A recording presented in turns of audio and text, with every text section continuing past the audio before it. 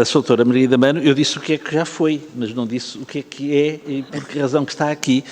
É que está aqui enquanto presidente que é da Associação Cívica Transparência Internacional e é essa a razão fundamental do convite que lhe foi dirigido, naturalmente pela sua qualidade pessoal, mas também por esta qualidade, por esta participação cívica nesta associação. E, portanto, eu passo de imediato a palavra, agradecendo a sua participação mais uma vez. Muito obrigada. Eu, naturalmente, começo por agradecer o convite que me foi endereçado. Estou a ver aqui a senhora Presidente, deputada Cláudia Santos, da Comissão de Eventual para o Acompanhamento Integrado da Execução e Monitorização da Agenda Anticorrupção. Tenho que ler, porque isto são muitas... E também da 14ª Comissão de Transparência e Estatuto de Deputados, com a Presidente Deputada Ofélia Ramos, que não está, mas que já tive a oportunidade de lhe agradecer. Cumprimento todos, cumprimento naturalmente com muito gosto a mesa e o Sr. Deputado António Filipe. Penso que não é difícil, provavelmente, ficar com um grande respeito por ele. Também é das pessoas que está cá há mais tempo, não é? Desde... O que já me custou alguns encargos no início da legislatura, desde 1989. Houve uma legislatura de 2 anos. Que não esteve. E, portanto, é um gosto muito grande, e o deputado Guilherme Silva. Eu, de facto, estou aqui com... O convite foi muito grato e a minha preocupação, estou aqui, como foi dito, como Presidente da Direção da Transparência, da Associação Transparência e Integridade, da Transparência Internacional de Portugal. E talvez seja importante, enfim, embora não roubarei muitos segundos, dizer que tornei-me associada da TI depois de sair do Parlamento. Porque foi muito grato para mim estar no Parlamento, acho que é um privilégio qualquer um poder servir como deputado. Foi para mim uma honra muito grande.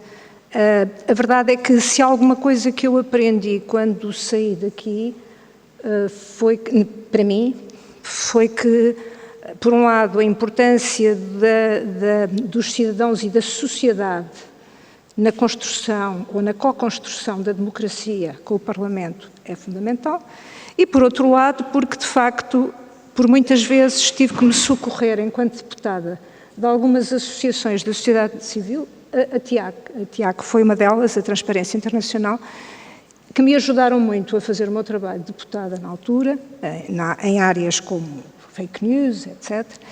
E foi também um sentido de que muitas vezes aqui estamos num ciclo técnico muito denso, em verdadeiras batalhas relevantes, como aquela, por exemplo, e conflitos que o ex-deputado Guilherme Silva agora expôs, mas numa linguagem e numa lógica que se torna, por vezes, muito pouco transparente.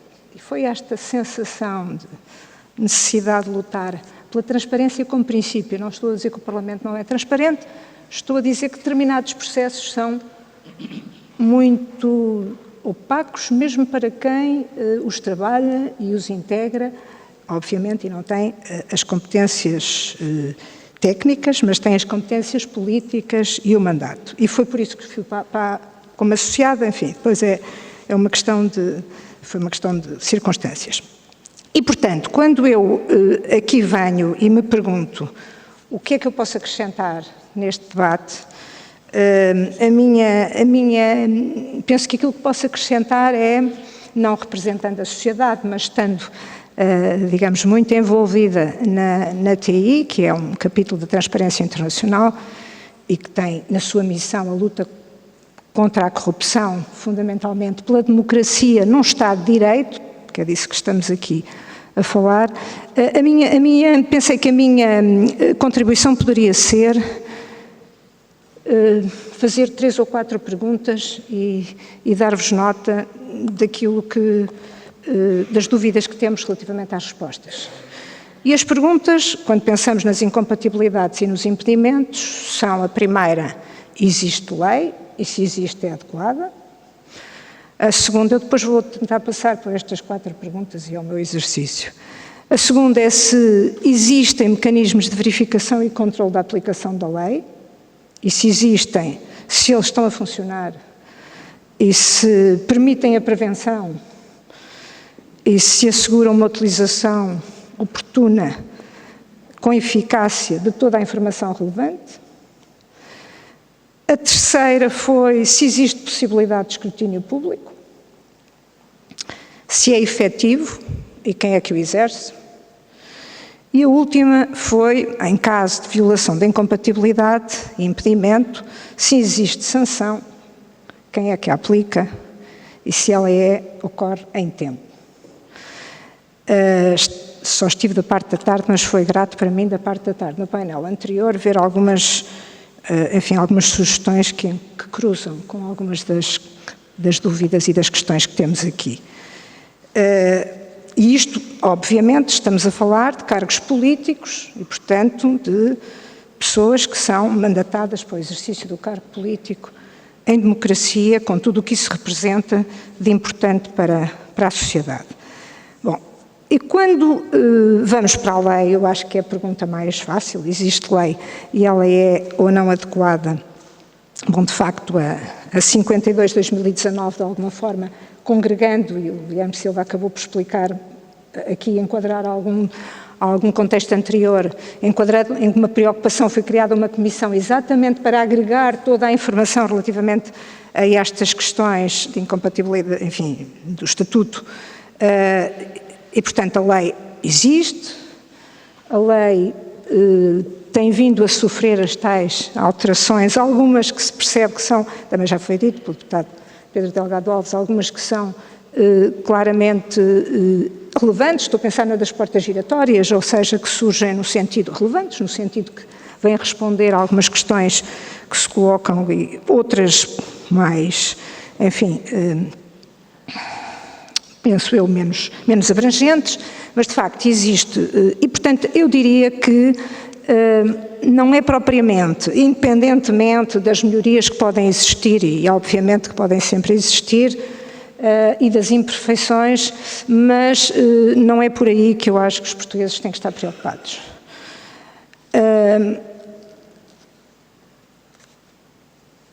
É curioso, contudo, que as alterações sejam normalmente suscitadas pela constatação de que a lei não está a conseguir responder a determinados casos, e, portanto, são sempre os casos que vêm, de alguma forma, determinar, muitas vezes escândalos que surgem na opinião pública, mas, enfim. A segunda pergunta é para nós mais difícil de ficar satisfeito do ponto de vista da sociedade, que é se existem mecanismos de verificação e controle da aplicação da lei nestas matérias. Não é tanto esta. De facto, existem. Nós tivemos aqui se estão a funcionar e se são efetivos. Portanto, se existem, se estão a funcionar e se são efetivos. Nós tivemos aqui, naturalmente, a Presidente da Entidade para a Transparência, que é claramente aqui a entidade criada. Não o vou relembrar, embora acho que o faço porque é importante, que criada em 2019 só começou a funcionar em 2014. Pergunto-me se a Assembleia se terá feito tudo o que era necessário para que... 2024. Vamos deixar andar para trás. 2024. Pergunto-me se fizemos todos tudo o que devíamos para fazer. Existem depois a Inspeção-Geral de Finanças, existem instrumentos, as declarações, as plataformas. Não vou... As plataformas são instrumentais, mas as... Agora, quando perguntamos se estão a funcionar e se são efetivos, eu penso que há um sentimento claro, pelo menos na Associação, na Transparência Internacional, é isso que sentimos com em vários cruzamentos, várias situações, de que os mecanismos de transparência existem, ativos e passivos, mas que não existem mecanismos de integridade. Isto é, existe uma perspectiva que é uma perspectiva de forma, uma perspectiva, não só, talvez esteja a ser injusta quando falo de forma, mas uma perspectiva de conformidade legal, uma perspectiva administrativa, como aqui foi dito, mas, objetivamente, estamos longe de mecanismos de integridade que, no fundo, avaliem a informação entregue pelos responsáveis políticos e façam não só uma avaliação em termos de legalidade, mas também uma avaliação em termos de riscos.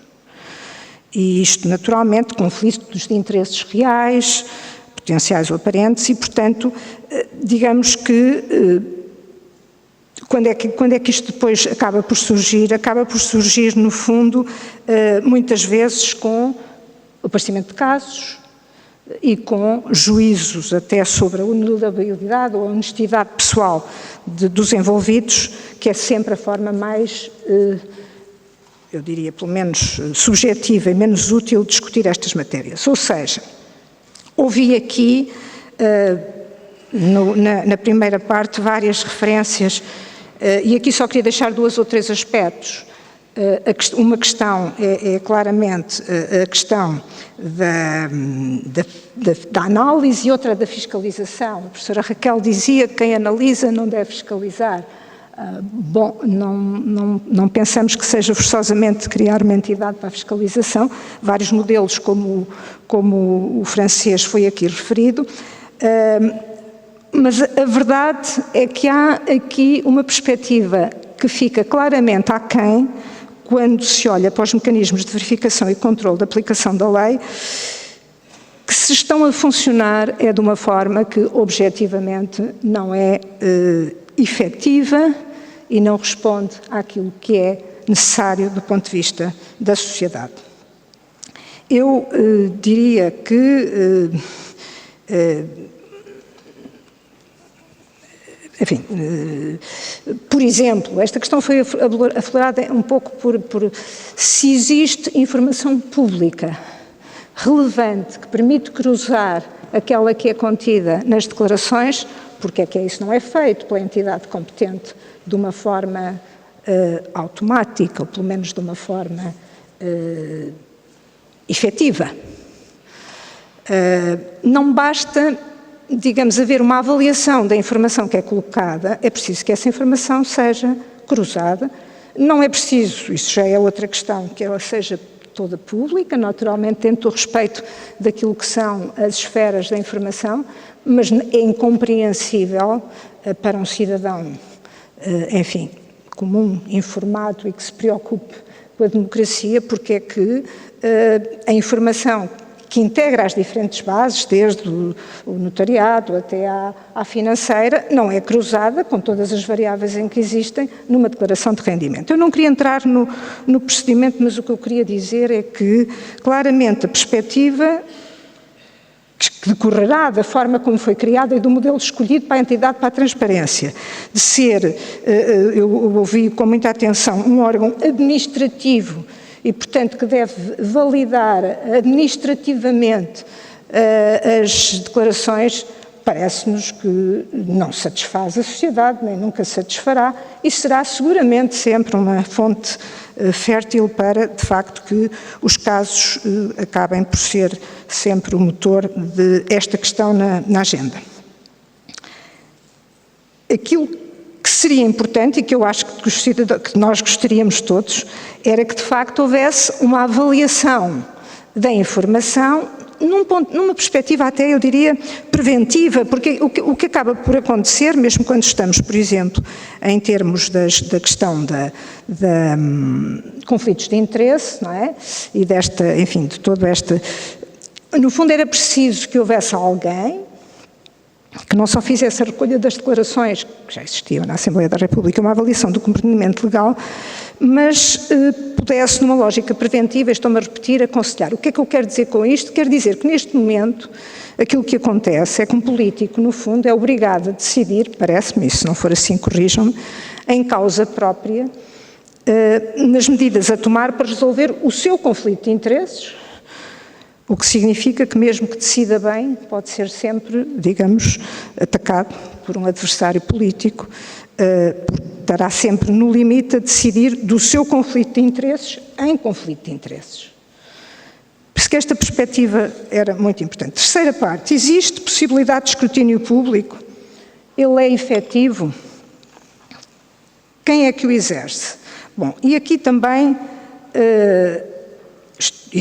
a lei prevê as condições em que o acesso é público, as exceções, embora, eu não quero entrar em questões jurídicas, até porque não sou jurista e, portanto, este seria certamente o sítio menos adequado, não estou preparada para poder ajudar a esse nível, mas embora se olhe para a lei também e se veja que há determinadas situações, estou a pensar no artigo 17º, quando, por exemplo, o declarante se opõe à entrega da informação, o que está previsto na lei, tudo muito bem, depois não há qualquer prazo para que seja decidido a oponência. Portanto, eu diria que basta alguém opor-se e não quer essa informação, e não ser decidido, e não quer essa informação será pública. Portanto, aqui parece-me... Enfim, mas considerando que podemos admitir que isto são pequenas falhas, se é que estou a ver bem. É claro que do ponto de vista da sociedade, e independentemente de uma discussão que naturalmente me parece muito pertinente e que foi traduzida aqui pelo professor Tiago Freitas, que é, deve o acesso ser público ou ser livre? À partida, a TI, naturalmente, que entende que deve ser livre. E deve ser livre porque a ida para um cargo político é uma opção que tem um princípio básico, que é servir o interesse público acima de qualquer interesse particular ou privado. Se é assim, deve ser escrutinável e deve ser aberto. Não é esse, digamos, o entendimento que está previsto na lei, é esse o entendimento da TI, e foi grato ouvi-lo aqui também do professor Tiago Freitas. Mas, independentemente disto, se há ou não, a verdade é que, e a questão que o Luís de Sousa colocou é exatamente essa, a verdade é que é verdade que ainda temos pouca informação, temos 1 ano de informação, mas a verdade é que a informação tem que servir para alguma coisa, independentemente dos casos particulares e pessoais que surgem, tem que surgir para ser trabalhada pelos académicos, tem que surgir para ser escrutinada, de modo a não alimentar, digamos, o facto de termos estas coisas na agenda quando existe um caso. Portanto, e resumindo, tinha aqui algumas ideias, é só mais 1 minuto, talvez nem chegue. O que é que nos parece? Que a principal falha está na verificação e controle da aplicação da lei. Há um foco excessivo na regulamentação e há há uma omissão na implementação, que prevê mecanismos de transparências não acompanhados de mecanismo de integridade que avalia a informação entregue pelos responsáveis políticos, não só do ponto de vista do cumprimento legal, mas também da análise de riscos. E, portanto, como ninguém zela pela boa aplicação da lei, ela está sempre constantemente a falhar na prevenção de novos casos. Que alguém deveria, para além da recolha das declarações, avaliar os riscos de integridade, numa lógica preventiva, e naturalmente que aquilo que eu penso que a sociedade, a associação, a TI, sente isso muito nas várias áreas onde trabalha, nos projetos que faz e na advocacia. Nós precisamos de menos soluções normativas e mais soluções institucionais. O problema não é existir a lei, ela não poder ser melhorada, o problema é que não existe um controle sobre, ou um foco na sua aplicação e na sua eficácia. Muito obrigada. Muito obrigada. Eu não tenho a resposta à deputada Paula Margarida, mas penso que aquilo que impede as pessoas de aceder, de vir para a política, é muita falta de credibilidade, enfim, outras coisas se podem colocar do ponto de vista de escrutínio, mas muito a credibilidade, o descrédito, a desconfiança, e é claro que um estatuto de cargos políticos ajuda a ter confiança. Tem que ser um estatuto equilibrado, porque naturalmente que aquilo que se pretende, pelo menos acho que, enfim, não é naturalmente, mas aquilo que eu tenho na minha mente como desejável, é que os políticos representem a sociedade no seu todo e não apenas aquela parte que, precisamente porque não tem não tem potenciais conflitos de interesses, por exemplo, em atividade privada, etc., não vai para a política para não deixar de ter, não ficar algo fácil. Essa, portanto, é a vossa missão difícil, mas eu penso que de facto não é a lei tal como está que impede, o que impede é que a pessoa, ou muita gente considera que de facto vai ser enxovalhada, escrutinada de qualquer forma e não está disponível para isso, sendo que, do meu ponto de vista, quer dizer, quem tem interesses privados e não está disponível para se colocar no interesse público acima de tudo, de facto é melhor não vir para a política. Não respondi, mas, enfim, penso que a questão dos melhores é relativa. É preciso um bom estatuto. Este estatuto representa seguramente um ponto de equilíbrio face a um processo. Levantam-se algumas questões que a Assembleia certamente, acredito perfeitamente, que as ponderará. Como digo, aquilo que nos preocupa mais é a concretização da lei. E indo à questão colocada pelo deputado Pedro Delgado Alves, eu não sei se, digamos, a questão da fiscalização é uma outra questão que eu usei, mas se calhar mal. Não sei exatamente em contexto, mas vamos ver. Para mim o que é claro, ou para nós o que é claro é o seguinte: quando um cidadão comum preenche um formulário eletrónico com o Estado, é feito um cruzamento automático da sua informação, de tal modo que, às vezes, para dar o passo seguinte, começam a abrir as campainhas vermelhas a dizer que está incorreta, há uma não conformidade, corrija a informação. Porquê? Porque é cruzada a informação das finanças, com a informação predial, com a informação whatever. Não vejo, isto para mim não é fiscalização, não vejo porque é que alguém que está responsável por validar as declarações não pode cruzar toda a informação que o Estado tem sobre a pessoa. Isto é um tratamento idêntico ao do cidadão comum que preenche uma declaração de IRS. E, portanto, isto é fiscalização, isto para mim não é fiscalização. Agora, se me dizem assim, não, a entidade só tem que ver se entrou dentro do prazo, se os campos estão bem preenchidos, se não sei o quê, e não tem que zelar por cruzar e avaliar a integridade da informação que lá está, com base nas fontes que o Estado tem. Isto para mim, eu penso que um cidadão, não sei para quantos cidadãos, mas quer dizer, para mim é algo básico, porque senão, duvido que fosse preciso o Estado nós pormos do nosso bolso milhões para criar um orçamento anual de uma entidade, porque no fundo é algo quase que a Assembleia da República poderia fazer com uma contratação, uma plataforma, a questão da plataforma, um cruzamento de quase um algoritmo. Pronto. Portanto, para mim, o que eu quis dizer é que não faz sentido uma verificação administrativa que não cuide da integridade da informação, tanto quanto o Estado tem informação para isso.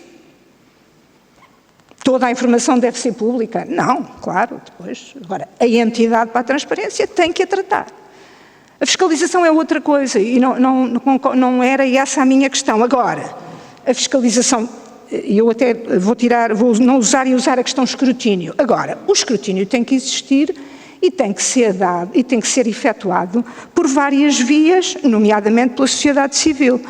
Por exemplo, e volto à questão dos dados, nós estamos no início há apenas 1 ano de atividade da entidade para a transparência, mas ao fim de 2 anos, ao fim de 3 anos, enfim, o próximo ano, este ano é um ano de eleições, onde à partida, já não sei se será assim ou não, mas haveria um aumento significativo de informação e de dados. É expectável que daqui a 3 anos alguém possa ir olhar para os dados das diferentes séries e diga assim, há aqui uma tendência, há aqui um comportamento, há aqui uma variável que é preciso analisar. Isto é feito pelos académicos, pela sociedade civil, pelos jornalistas, pela Assembleia, porque não, fazer uma análise, enfim. Para isto ser feito é preciso que a informação que seja decidida nesse sentido, ou que seja decidida, não estou aqui a ir para além do que está previsto, mas que seja pública.